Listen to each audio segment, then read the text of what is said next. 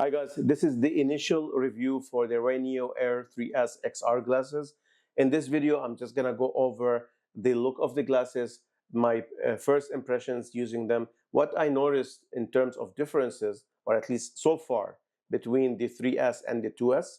And hopefully I'm gonna have a different video afterwards where I have enough time with the RayNeo glasses in order to test them more and figure out more use cases. I already have a couple of ideas for the use cases for these, but I want to spend more time with them in order to provide you the best value possible. So this video is going to be short. I hope you enjoy it. If you do, like and subscribe as usual. The first thing I noticed when I got the RayNeo 3S, Air 3S, is the size difference. So right off the bat, I figured that, okay, something is different here. And to give you an idea, this is the 2S, right? And now this is the RayNeo 2S, 3S. I hope you can appreciate the difference in size. Oh, okay, this is this is the main way to show you the difference, and this is from the back. This is amazing because you need to have enough protection for the glasses so that they don't break. But at the same time, you want something that's versatile, something that you can put in your backpack and kind of like almost forget about it. You don't have to worry about it. And this is perfect. The size is perfect.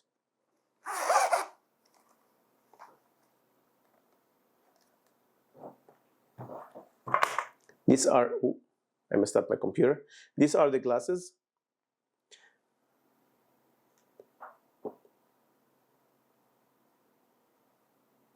Of course, you can remove these. I haven't removed them yet. So it's USB-C, but it's not any USB-C cable. You have to have one that can carry display.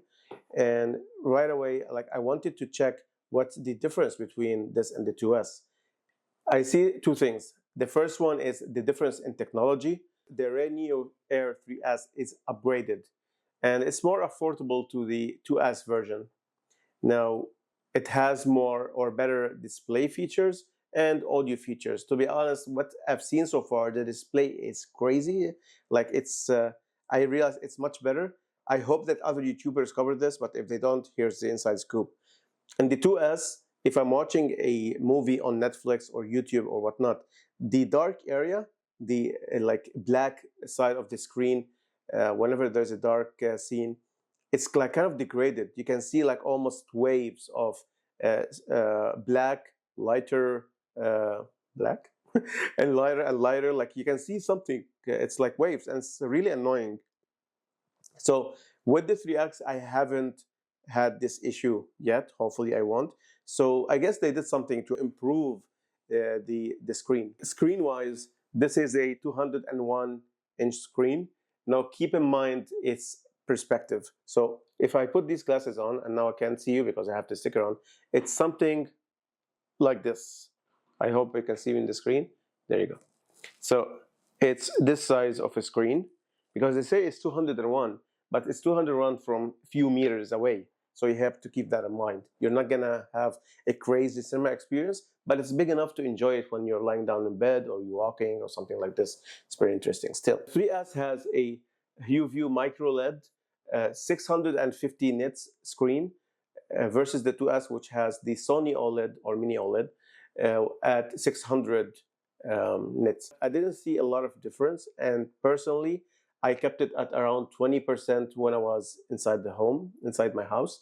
I haven't really tried the 3S outside yet, but around 20% when I'm lying down in bed or sitting in the living room was more than enough. Another thing that the RayNeo 3S is boasting is basically the flicker reduction, 3840 hertz optiker. So apparently that's the thing. I noticed in the option there's a light, like blue light filter option. I haven't used that yet. I used the standard, and I watched for an hour or two without having any issues. In terms of audio performance, I found that both glasses have great sound quality. I might be mistaken, but I feel that the 2S has more bass in the sound, and it's louder. I find that I have to increase the sound almost to the max for the 3S in order to hear comfortably without having any without having to really focus on what's being said. So that's going to be interesting when I take these for the next video outside during a walk and see how it works with random noise around you. If you put these glasses side to side, they're incomparable. They're almost the same. Apparently, the 3S is 2 grams lighter, which a lot of people are saying, whoa, this is great. Apparently, it reduces strain on your head, like 2 grams is going to make a lot of difference. I don't know about that. What people are saying so far is the 2S is for audiophiles and the 3S is for music and immersion, because, as I said, the 2S seems to have better sound quality overall, but still the 3S, based on the price, it's cheaper than the 2S, right? Based on the price and the performance that I'm getting out of it, it's worth it. For the battery, you're not gonna care much, just because the battery is like the power is being taken from your external device, which is the phone in my case, or your Xbox, PlayStation, whatnot. So there's nothing to talk about when it comes to battery. In terms of pricing, the 2S starts at $299 at sale price, and it can go up to $399 at the regular price. But the 3S, it's at $219 sale price versus $269 regular price. So if we go here to the website, you can see that right now it's at $219, so they have $50 off, $219 USD. And what I noticed, like also since I ordered the 3S, I ordered it right away and I wanted to get it as soon as possible. I also got a gift card in the box saying that I can get one of the devices for free, which is the Joy Dock, the HDMI-C adapter, or the Pocket TV thing. I haven't decided what I'm going to ask for, but I will send an email and see what happens. I'm not holding my breath in terms of support, because I tried to reach out to RayNeo on different social platforms, on X, on Facebook, on LinkedIn. I was asking, like, I wanted them to sponsor the video, hopefully, or send me the glasses so that I can review them. But I don't think their social media is being monitored at all. If you go to their ads on Facebook and you see their ads, I added my comment saying like, oh, I'm producing a review video for the 3S soon, so expect it soon. Nobody comments from the RayNeo team. They didn't remove my comment or anything.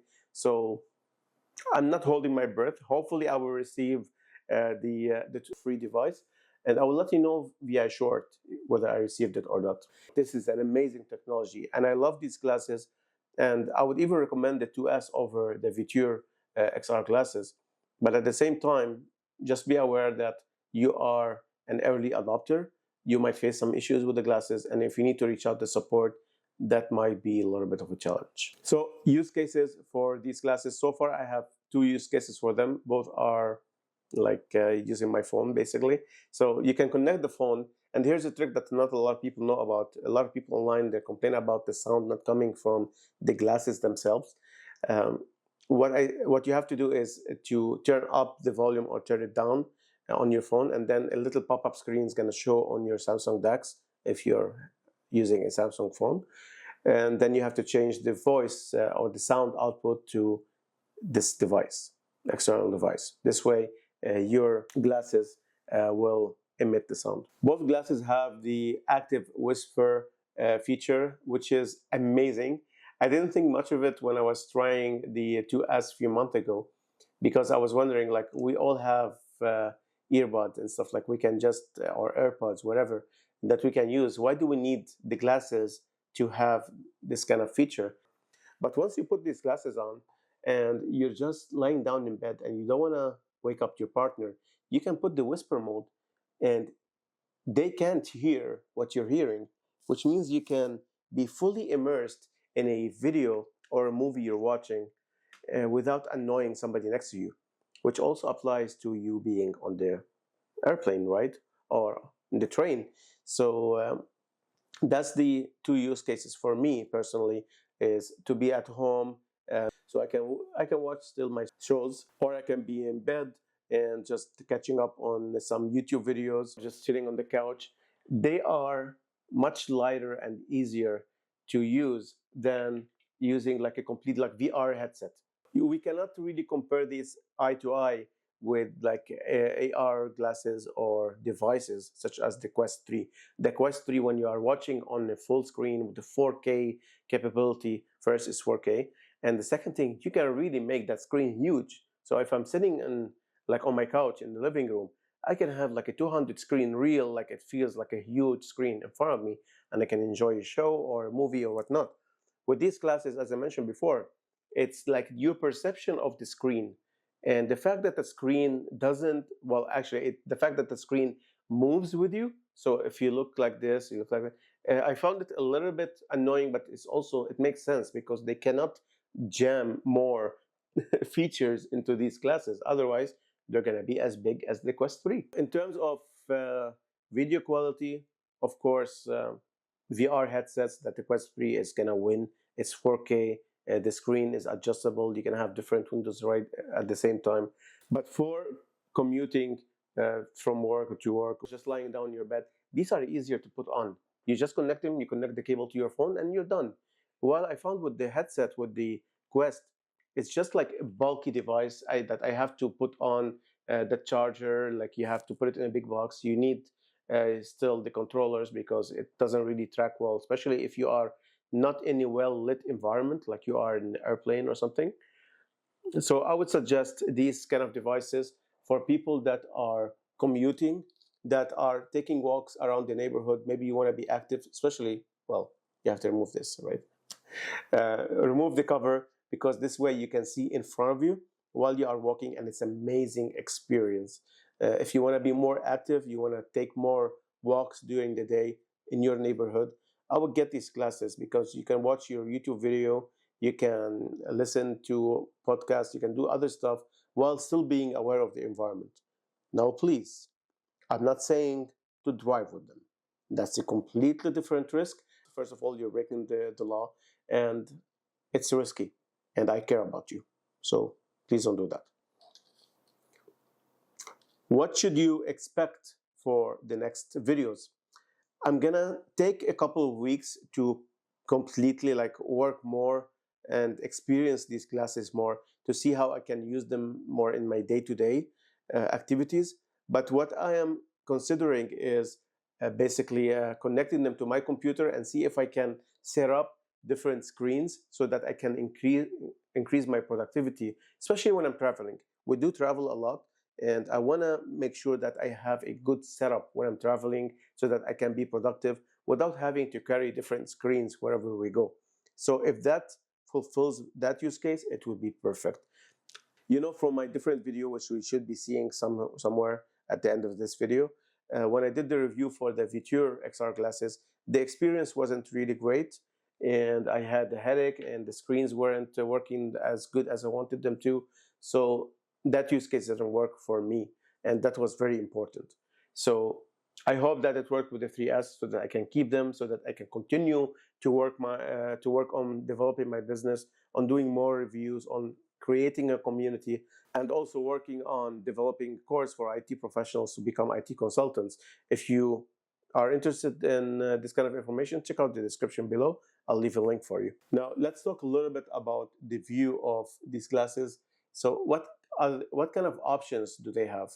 The most important thing that I want to show you is the adjustability here. It's a game changer, which they also had. I want to make sure I don't break it. See? You can adjust like the tilt, I would say. Everybody's showing that this is like super simple to do and it's so easy, but you don't want to end up breaking the glasses in the meantime. This is a great feature because on other glasses that I tested, they don't have that.